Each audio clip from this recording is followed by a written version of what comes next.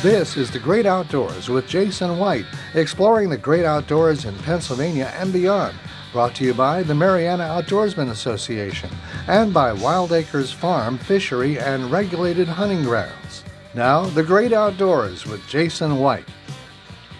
Hello friends, I'm Jason White. Welcome to The Great Outdoors. It is a blistering cold day here in southwestern Pennsylvania. Certainly, please, if you're out and about traveling, let alone if you're somebody that's out working, my goodness, please dress warm, please dress appropriately. I know I was cutting firewood yesterday, and literally even I had to wear 2 pairs of gloves on my hands because it was so cold. I want to start off by giving a special thanks to our sponsors, the Mariana Outdoorsman Association. You can join the MOA today at marianaoutdoors.com. Memberships run on a calendar year, so if you join now, you get the whole year of 2025. You can join at marianaoutdoors.com. Or always stop and see us at our office and bait shop at 1997 Maury Road, Clarksville, Pennsylvania, 15322. Certainly always happy to answer any questions. Give us a call at 724-579-0924. We do have scheduled tours, and also we do private tours, so if you have any questions or just want to see stuff in more detail and have one-on-one time, again, give us a call, 724-579-0924. Wild Acres Farm, Fishery, and Regulated Hunting Grounds, managed by 10 Mile Creek Outfitters. If you're interested in booking a free-ranging white-tailed deer hunt, if you're interested in a spring turkey hunt, a fall, winter, which is happening right now, upland bird hunt, pheasants, quail, chuckers, or if you're interested in a guided fishing trip, we can accommodate all of the above. We have absolutely no fences. Everything's free-ranging. So if you're looking for that type of an experience, we can accommodate. Information for this is at 10mileco.org. Again, TENMILECO.org. Give us a call, 724-579-0924. I also want to say Wild Acres Farm is now open for weddings, parties, group settings, reunions, etc. Different packages are available. We have a bar and event venue. We also have a big space available for a really big 300-plus person wedding tent. It's really a great venue. We've spent a lot of time and effort accommodating, improving the amenities. The address to that location is 1997 Maury Road, Clarksville, PA, 15322. I wanted to just go over real quickly some upcoming events. This Saturday, the MOA is going to be hosting a continental pheasant hunt. It's a fundraiser for habitat improvement that the organization does. If you want any information for this event or any events that I'm about to speak about, please go to marianaoutdoors.com. You can also check out our Facebook page, Mariana Outdoorsman Association. Continental pheasant hunts is Saturday. Check-in is 7:30 to 8:30 a.m. Safety talks at 8:30. First shots at 9 a.m. Any questions, give us a call, 724-579-0924. Friday, February 7th, we will be stocking trout for the 6th time since October. We always meet at Wild Acres Farm, 1997 Maury Road, Clarksville, PA, 15322. And again, all these events are listed on Facebook and also on marianaoutdoors.com. Trout stocking number 7 will take Friday, March 7th. Trout stocking number 8, Thursday, April the 3rd. Trout stocking number 9, Thursday, May 1st. And then May 2nd through May 4th will be the Pennsylvania Trout Classic. It's a 2.5-day tournament. It's a really fun event, actually. You can kind of come and go at your leisure. Everything is registration in advance. It's really, I think, a fantastic and fun event. We get people from all across the state, Ohio, West Virginia, Maryland. So if you're looking for something fun to do, and you do not have to start on Friday, if you just want to fish Saturday and then the half day on Sunday, you can do that. If you want to come and go, like I said, you're not obligated to be there at any particular time. So by all means, happy to have you. Look forward to seeing everybody. And, any information, again, Facebook, MarianaOutdoors.com. I wanted to dive in today on a few different topics, kind of following up on some legislative things that I know I've been talking about here as of late regarding agricultural, some agriculture information, crop damages, so on and so forth. We got a lot of things kind of cooking in a good way. I was actually at an event or a meeting last night, and it was discussed about the extreme amounts of crop damage that people are seeing. It's not just, I would say, in a particular area of the state. This has definitely become a systemic issue. It's become a big-time wildlife issue.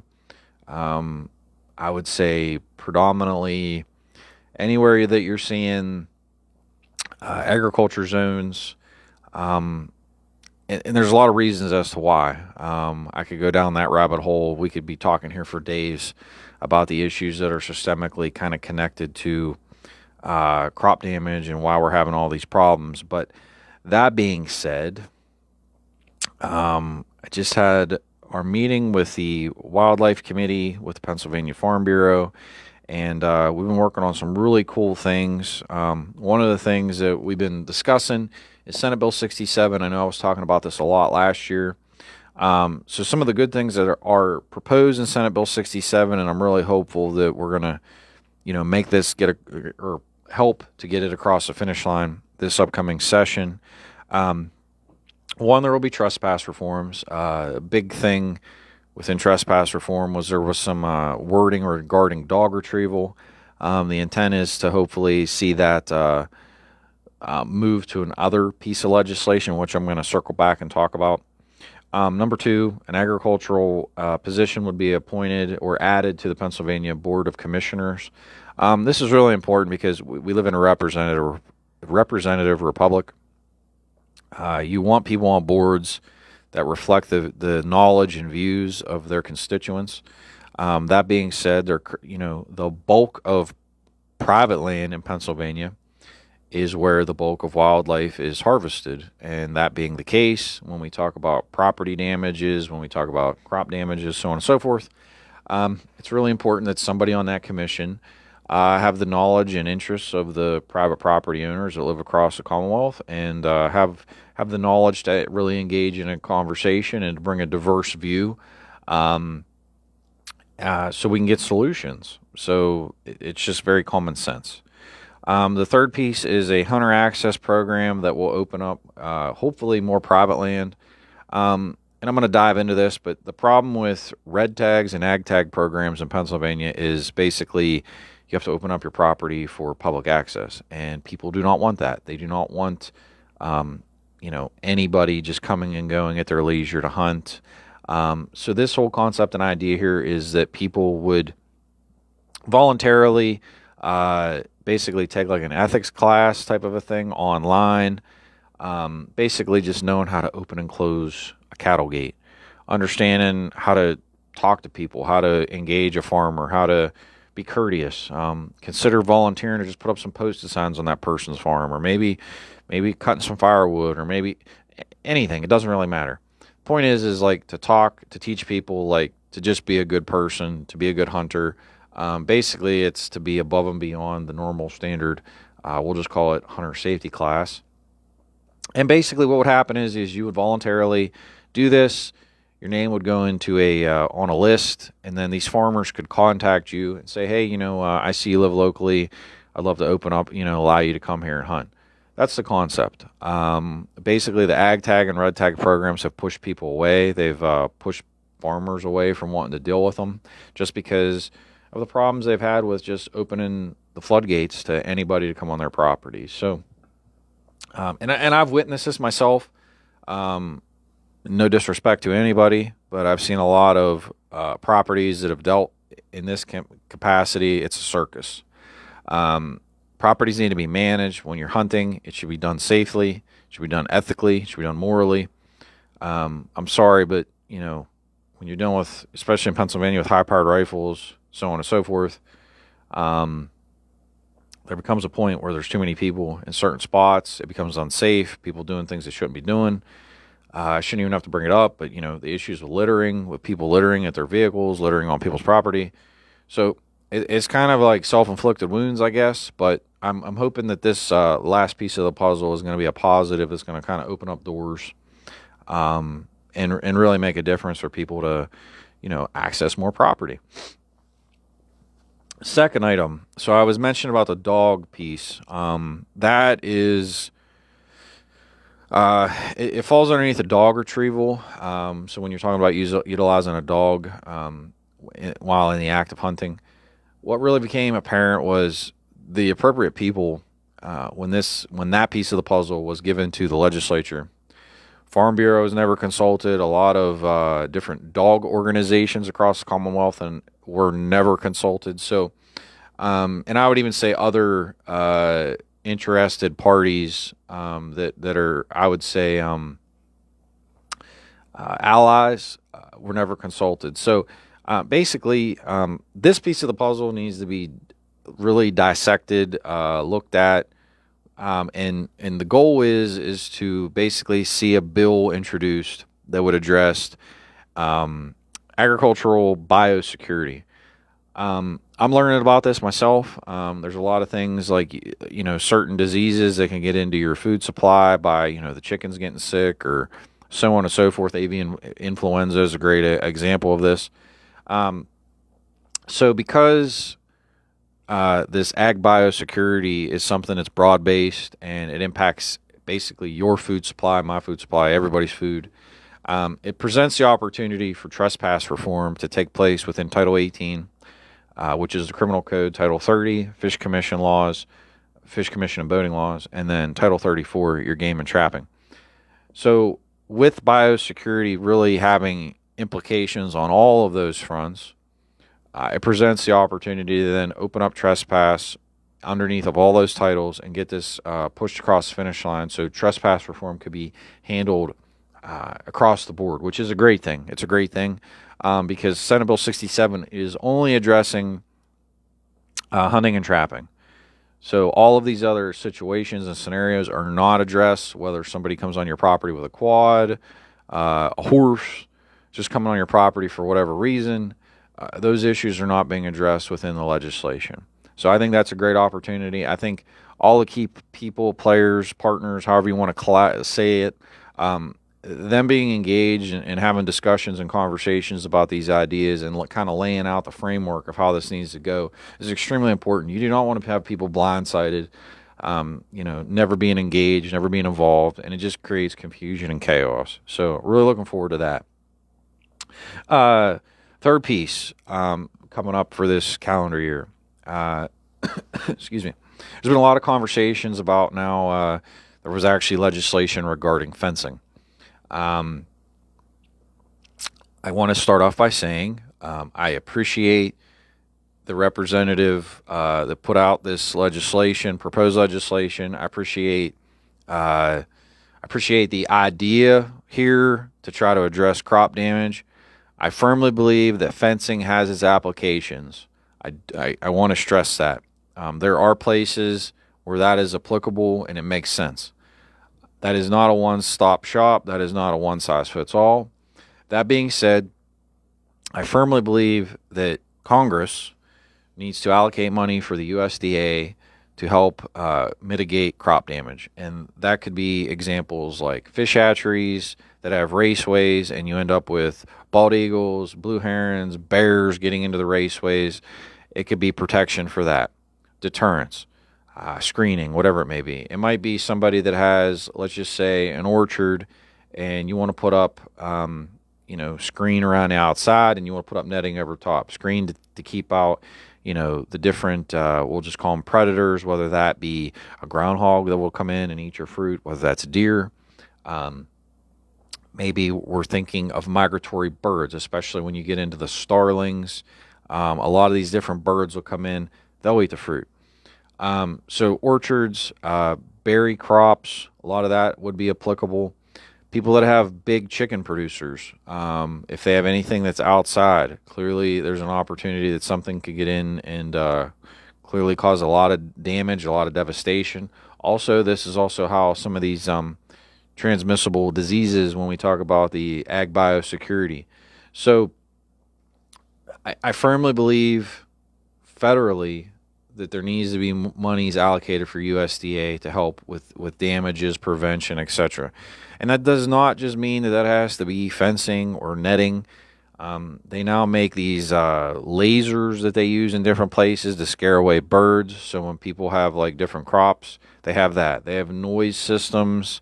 There's a lot of innovative solutions out there. The problem is when people have problems, there isn't resources available, and it's basically on the burden of the landowner consumer, when at the end of the day these wildlife issues are a state and federal created problem or mismanaged problem. So that's ultimately why there's such a necessity and a need for funds, through USDA to help mitigate some of these problems. Now, at the state level, if we want to dive into this, we have programs right now that exist under ag tags, red tags, DMAP. I've touched base on some of these in the past. I've kind of given like summaries. So some of the viable regulatory reforms that can take place. So when I talked earlier about Senate Bill 67, when I talked about an ag biosecurity bill, those are legislative. Those are things that we need our state reps and senators to advocate for. When we talk about USDA and we talk about federal funding, that is also something that has to go through our federal legislators, so through Congress.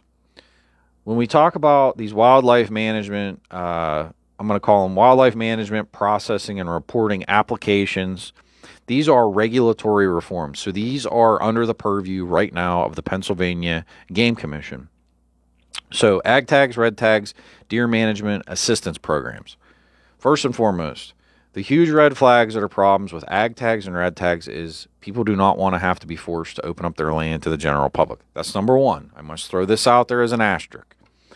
Number two, the periods of time as to when you're allowed to actually shoot these deer. So, for example, the ag tags and red tags, the concept is basically geared at, especially red tags, is geared at the summer months.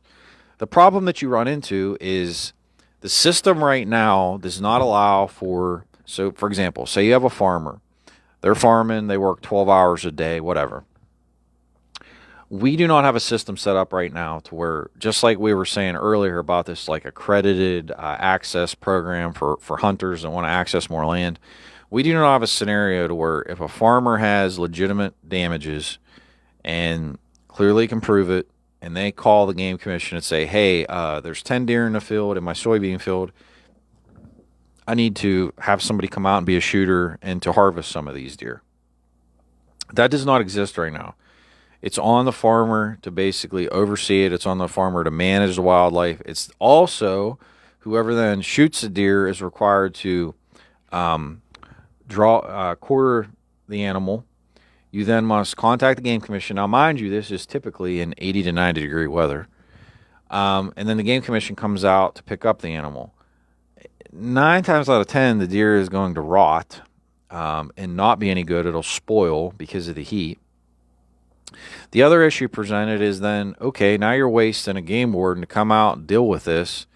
It's spoiled, so it serves really no purpose. So you wasted this resource that now the Game Commission is going to take, and it's going to go to a landfill. Couple things, let's dissect this. Number one, if we had paid shooters to where somebody wanted to come out and to be compensated for this service, you're harvesting a deer, you're gutting, caping out the deer, you're then transporting the deer to a butcher shop. That deer is going for people of need. It's going into the food system. So this isn't like that it's not going to some charitable cause. It absolutely is. And that's even the concept now, but the problem is with the heat and the way that structurally that it works with the game wardens coming to pick it up, it's just chaotic. And even if that program was to expand the way it sits today, the Game Commission is not they are not staffed well enough to be running around picking up deer carcasses. It's just completely unrealistic. It's not going to work. It doesn't work now. So if this expands, it's certainly not going to be a successful proposition. So an opportunity for somebody to be compensated to help manage manage the environment, manage the ecosystem, manage wildlife. That's you're helping with conservation. You're being a conservationist. So to me, I see opportunities very adamantly that somebody could come out as a shooter, shoot the deer, transport the deer, take it to the butcher shop. That's worth something. I don't know. I don't have a dollar figure set next to that yet, but that's something we're working on and certainly going to advocate for. The second piece of this is, the discussion over semi-automatics not being allowed to be used right now while in the act of hunting. I think that this is a great segue with these programs to kind of dip everybody's toes into the water and get more comfortable.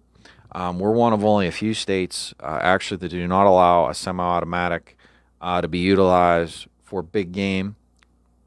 I think we'll get there someday, but I think right now we need to, again, dip our toes into the water, and I feel very firmly that these programs are a great segue to get us where we need to be, to build comfort, to build trust. And when I say semi-automatics, I mean we're talking about limiting cartridge capacity, the clips. You're talking basically one in the barrel, three in the clip, 3 in the magazine. That's the type of conversation you're looking at or thinking. So those are good things. Those would actually help, in my opinion, to harvest more quickly, especially from a management perspective when you're talking about conservation. Let's talk about Deer Management Assistance Program. Theoretically, it's a good program. So it is supposed to be the program that exists during applicable hunting seasons. Problem number one, if I can't do red tags and I can't do ag tags, which I'm allowed to use a high-powered rifle, and I'm somebody that's dealing with property damages and I'm trying to do it during... See, I personally like the window of Deer Management Assistance Program because it's during the typical standard season. The problem that I see with it, and there are quite a few things. One is you're not allowed to still use a legal firearm during that window. So if you're on private property, you're on your land, you're allowed to utilize those firearms in the summer months with ag tags and red tags, but when it comes to the standard hunting season, you are not. You have to use, basically during archery, you have to use a bow and arrow. When you're trying to be managerial, when you're trying to be very efficient with your time, trying to manage a herd with a bow and arrow is extremely inefficient. It's more work than it's worth. Do I love the bow hunt? I absolutely do. Is it the solution for managing a deer herd? Absolutely not. I could not advocate more in that capacity. I love the bow hunt. I think it's a timeless tradition. I think everybody should at least get a taste of it. But when you're talking about managing conservation and you're trying to manage deer herd, it's completely inefficient because realistically, you're shooting your arrow. The deer are all going to be gone. The odds of realistically shooting a deer, either putting another bow or putting in another arrow into your bow and drawing back again and shooting and being effective and efficient and ethical, it's almost slim to none that's feasible, unless literally you shoot a deer first thing in the morning and you hunt literally in a situation where you're hunting all day to have another opportunity. Is that feasible? Yes. Again, you can't, a lot of the times when you're trying to get out here and manage wildlife and you're trying to manage these deer herds or even other, which we're going to dive into this too. It's not just deer. So I'm going to talk about that too. But there's only so many hours in a day. I know I dealt with this during rifle season this year. We harvested 8 does. I felt like literally for 2 weeks, that's what I was doing, was just shooting deer, dragging deer, gutting and cleaning deer. Then we ended up processing the meat. It's a lot. It's a lot to do. It's a lot to manage. The next piece. So like at my property, I was able to get 20 DMAP, they call them coupons. The problem is you're only allowed to give 4 coupons per person, per shooter. Right there out of the gate, which I have no idea where anybody came up with that number. But like, that means I got to go find 5 people to shoot 4 deer apiece. It's like next to impossible. Like, where am I going to find that at? The other issue with that is not only is that an issue. I mean, in my scenario, I had 1 or 2 people that I could legitimately rely on to come and shoot deer. But guess what? They're only allowed to shoot a very small fraction. They're not allowed to shoot what I actually have tags for. So it presents, again, another senseless regulation that somebody just wrote that's not functional, it's not practical. And even in those capacities, if I shoot them with DMAP, I should be able to take them to a butcher and donate it. Or if I want to keep it, I should be able to keep it. I firmly feel the same thing about ag tags and red tags. The deer are on your property. You shouldn't be mandated one way or another that it has to be taken one place or the next. You know, I just be like, do not get me wrong. I firmly believe that yes, we should process these deer and do whatever we can do for the food system for those in need. But like, I'm not rich. My family likes to eat venison. These deer are on our land. So yeah, I feel like certainly if you shoot deer and you go through the time and the effort to kill them, to clean them, to process them, and then obviously if you want to literally put them on the table and have them for steaks or ribeyes, or if you want stew, or if you want to make burgers, I mean, God bless you. I think mandating that people have to donate the money away to whatever food banks also, I think in some capacities raises a lot of questions to me. You're kind of, I think you're taking away a little bit of landowners' rights and what they can and cannot do. So I think like that's something for people to like look at and to have conversations about in the future. The other question that I ask is, why is a antlerless doe license roughly $6?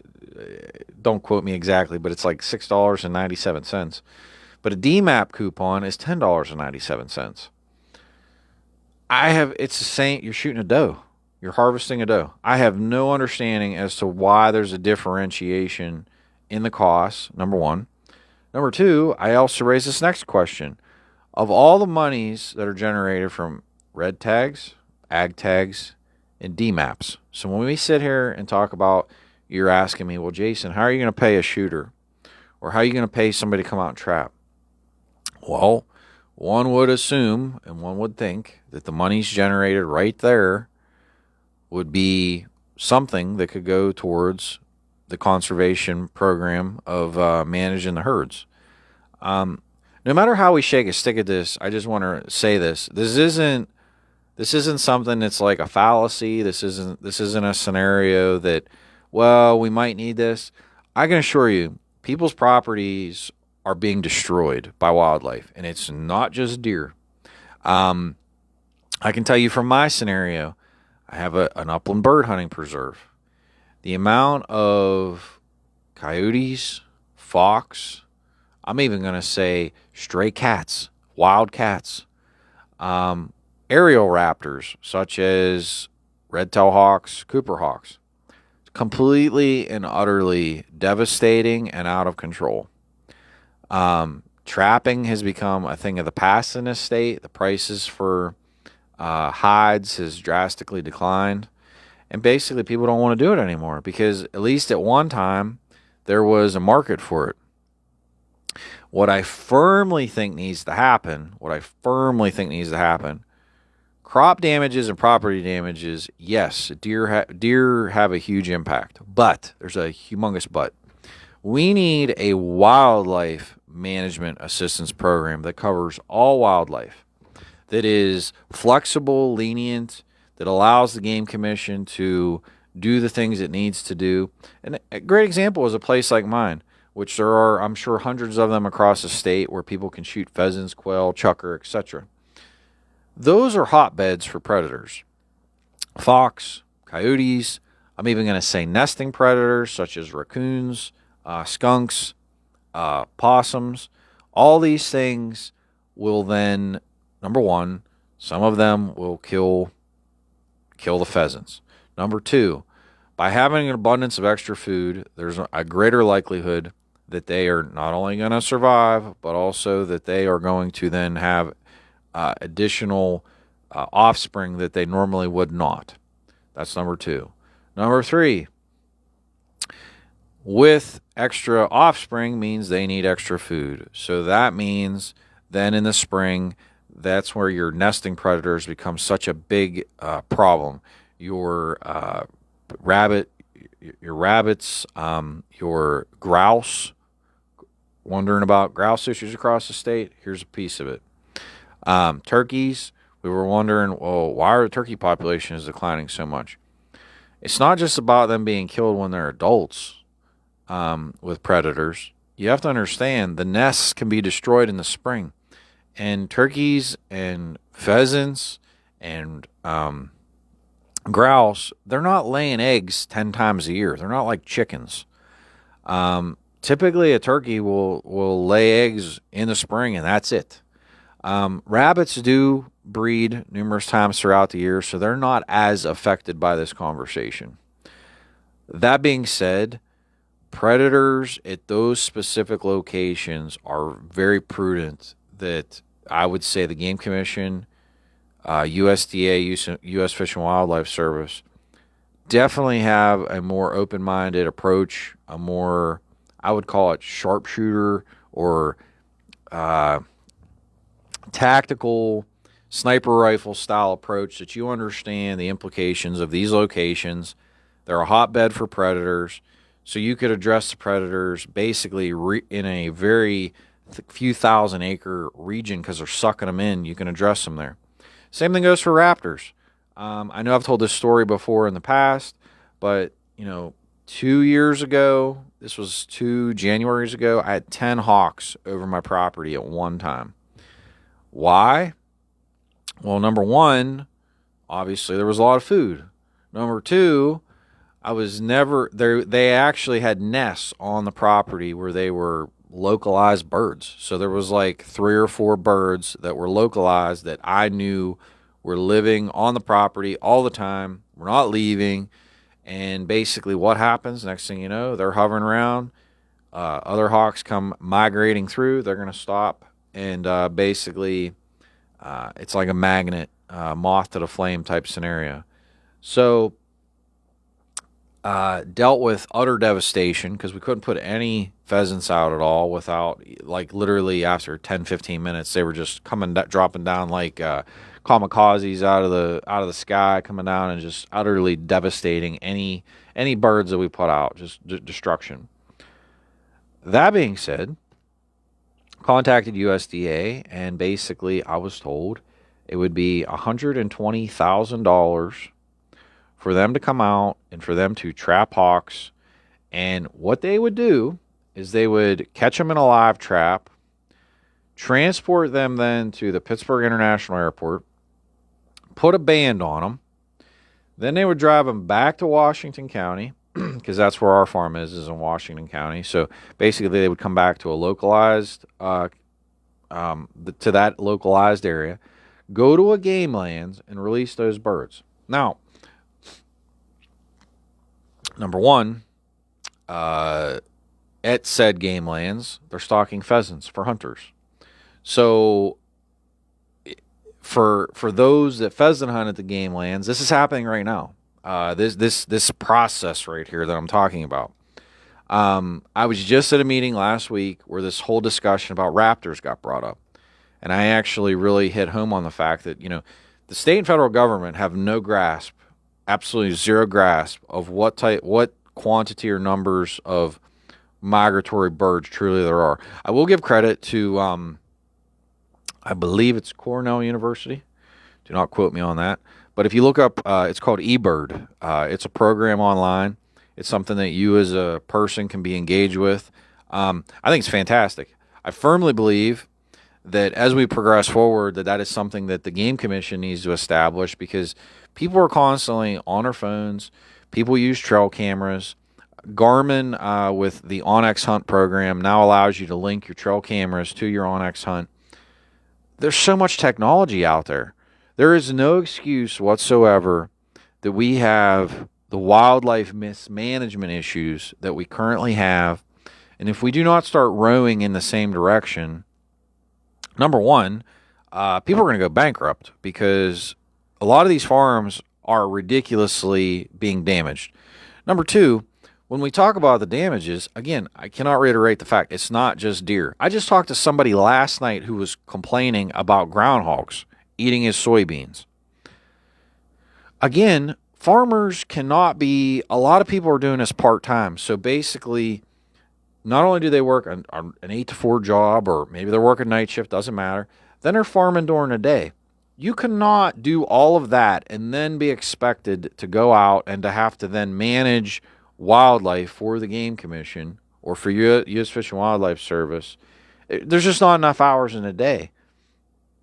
And we're not even touching on the fact that culturally, we've demonized hunting and trapping in schools, fishing, etc. We've totally ignored the science. We've totally ignored physics. We've totally ignored mathematics. We've totally ignored travel and tourism and the benefits to the economy, and the fact that somebody, a kid might be engaged and say, oh, well, I want to start tying my own flies and selling them. Or, hey, I want to build my own rods and reels and sell them. Or, hey, I want to come up with my own tackle, spinners and jigs and spoons and stuff. All those things are like business opportunities. Building tree stands. Designing your own type of, or coming up with your own like mineral licks, etc. All these things are awesome. They engage innovation. They captivate a child's mind.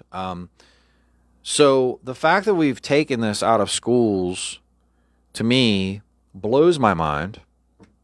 That's a whole conversation. I could have a whole show just talking about the programs that do exist but are not in the schools, that exist via the Fish Commission, Game Commission, I'll even say DCNR, Department of Forestry. The list goes on and on. All these programs exist and are not utilized.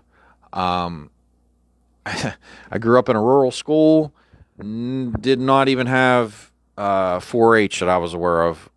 We had no connections with, outside of growing up on a dairy farm. Everything I learned agriculturally was passed down. Same thing for hunting and fishing. At the school, not so much. And that's disappointing, because I think when you look at the full scheme of wildlife, from the fact that if you're farming, you have to manage the land. If you're managing the land, there's a process, and it's a conservation mechanism. The opportunities to utilize the meat from the animals, how do you, from a culinary perspective, how do you process that meat? Or from a butchering perspective, how do you process that meat? Then from a culinary perspective, how do you prepare it and cook it for a meal? There's so many things to learn. Cooking classes, butchering classes, environmental science, aquaculture, biology, again, physics, mathematics, all these different things tie into the outdoors. And I don't understand how we got so disconnected from in my opinion, the foundational things of not only society and humanity, but we wonder why kids get on drugs. We wonder why people go down bad paths. Some of the kids should be so busy they don't have time to get involved in those things. But I digress. The educational thing and the societal thing, certainly, I'll talk about it a later episode. But for now, We have a lot of great opportunities with these different programs. There's a lot of regulatory reforms that are right at our doorstep. I do want to thank the Game Commission because I know I've had direct conversations with some of the commissioners. I know the Game Commission is being very open-minded now. I think people are realizing that there's a lot of problems here. Solutions are coming. It's very important that everybody advocates and talks about these issues. It's very important that people convey their concerns, convey your ideas. Again, wildlife cannot be managed on one size fits all. There's going to be different things that we have to utilize at different locations. People are going to have different needs and concerns, whether that's dealing with raptors, whether that's dealing with deer, whether that's dealing with groundhogs. The list goes on and on and on. There's a lot of things that we have to manage, a lot of things we have to do together, but all of us rowing the boat in the same direction, I cannot stress to you enough, is extremely critical. And I will keep everybody updated as we kind of progress through this process for all of these, not only legislative reforms, but also regulatory reforms. I want to end by saying please join the MOA today at MarianaOutdoors.com. Again, MarianaOutdoors.com. You can get a 2025 membership today. Good till the end of the year. 1,000-yard rifle range, 2.5 miles of private trout fishing. Stocked monthly, October through May. Again, 1,000-yard rifle range, clay pigeon shooting, 2 pistol ranges, a lot of great stuff. And please book your hunt today with Wild Acres Farm. 10mileco.org, 724-579-0924. Managed and operated by 10 Mile Creek Outfitters. I'm Jason White. This has been The Great Outdoors. Have a great day, stay warm, and I'll see you next week.